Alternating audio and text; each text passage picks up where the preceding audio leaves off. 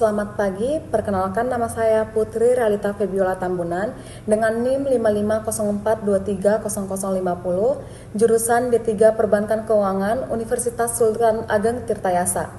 Adanya video ini untuk memenuhi UAS akhir semester 4 praktikum audit internal. Dalam video ini, saya akan memerankan seorang auditor internal bank dalam melakukan audit kepatuhan terhadap prosedur teller di sebuah bank.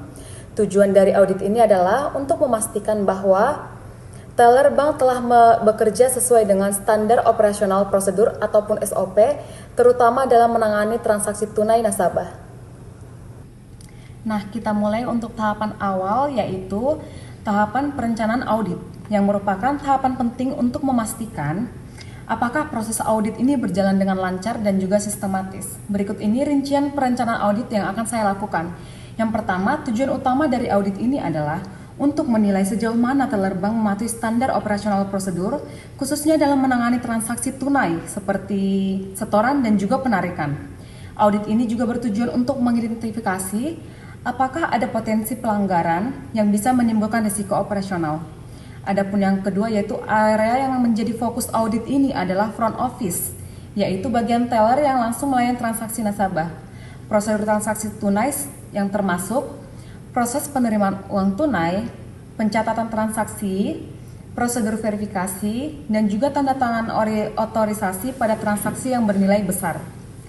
Dokumen-dokumen seperti ini juga termasuk dalam ruang lingkup audit ini. Yang ketiga itu, ada metode audit yang akan saya gunakan, yaitu observasi langsung, mengamati aktivitas teller saat melayani transaksi nasabah secara langsung. Hal ini berguna untuk melihat apakah teller benar-benar mengikuti prosedur yang telah diberikan. Dan pemeriksaan dokumen itu yang kedua, saya akan memeriksa dokumen transaksi harian seperti bukti setoran, formulir transaksi, dan log harian teller untuk mengecek kesesuaian antara dokumen dan juga SOP. Dan yang ketiga, saya akan melakukan wawancara langsung dengan teller untuk mengetahui pemahaman mereka terhadap prosedur kerja dan SOP yang berlaku. Dan yang keempat, potensi risiko yang akan saya uji. Dalam audit ini, saya mengidentifikasi beberapa potensi risiko sebagai berikut. Risiko pelanggaran SOP seperti tidak adanya tanda tangan otorisasi supervisor dalam transaksi bernilai besar. Risiko kesalahan pencatatan transaksi yang dapat mempengaruhi laporan keuangan harian. Ada juga risiko fraud internal jika teller melakukan manipulasi data atau menyalahgunakan dana. Ada kurangnya pengawasan oleh atasan langsung yang bisa menyebabkan lemahnya kontrol internal. Dengan perencanaan ini, saya siap untuk melanjutkan ke tahap selanjutnya, yaitu pelaksanaan audit dengan melakukan simulasi, pemeriksaan dokumen, dan juga wawancara. Nomor antrian 1 di loket 1.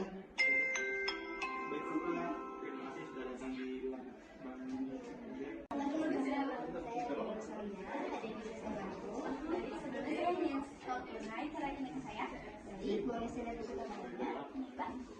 Terima ya Bu. Menyetor tunai sebesar? Oh iya, saya ingin menyetor tunai sebesar 1 juta. Boleh saya ambil? Ya, terima kasih. Saya akan menghitung dulu ya Bu. Ya.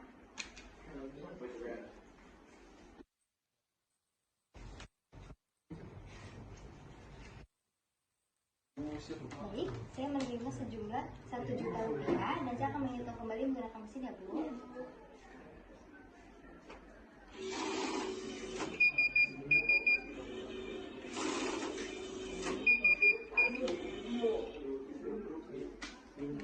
Sejumlah 1 juta rupiah. Saya akan proses ya Bu. Iya.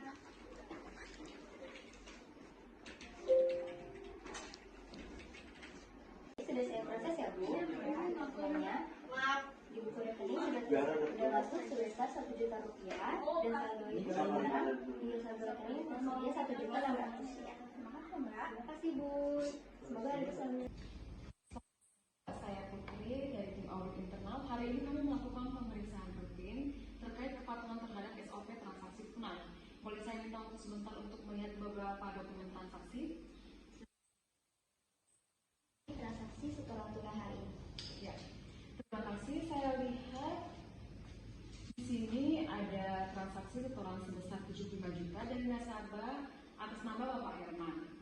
Untuk transaksi sebesar ini, apakah ada prosedur tambahan yang harus dilakukan? Betul, Bu. Kalau nilainya di atas 50 juta, harus ada tanda tangan supervisor sebagai bentuk otorisasi persetujuan. Nah, baik.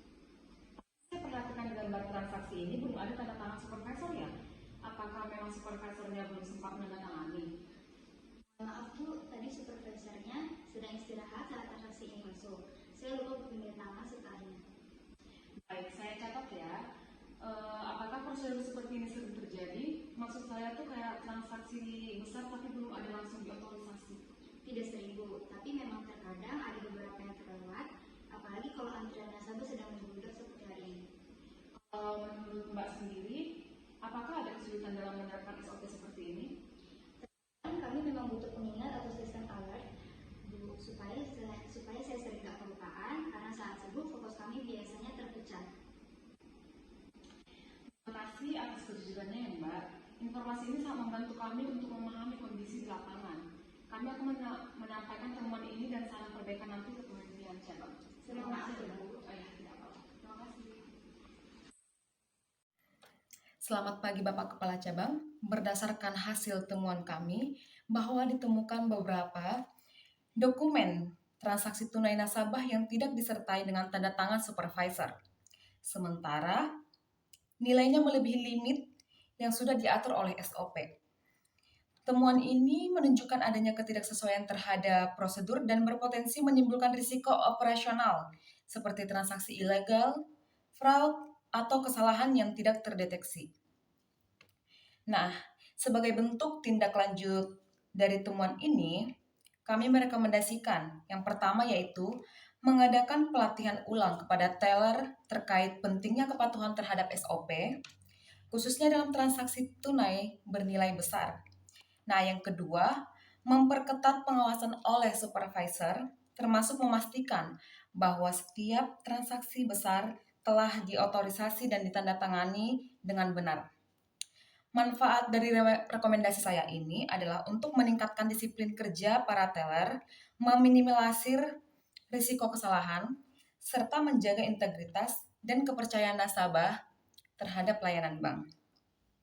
Terima kasih Pak, ini adalah rekomendasi dari kami tim audit. Demikianlah simulasi audit internal yang telah saya lakukan terkait kepatuhan teller terhadap SOP transaksi tunai. Melalui kegiatan ini, saya belajar bahwa proses audit bukan hanya mencari kesalahan, tetapi juga memberikan solusi perbaikan untuk mendukung operasional bank menjadi lebih baik. Sekian dari saya, terima kasih.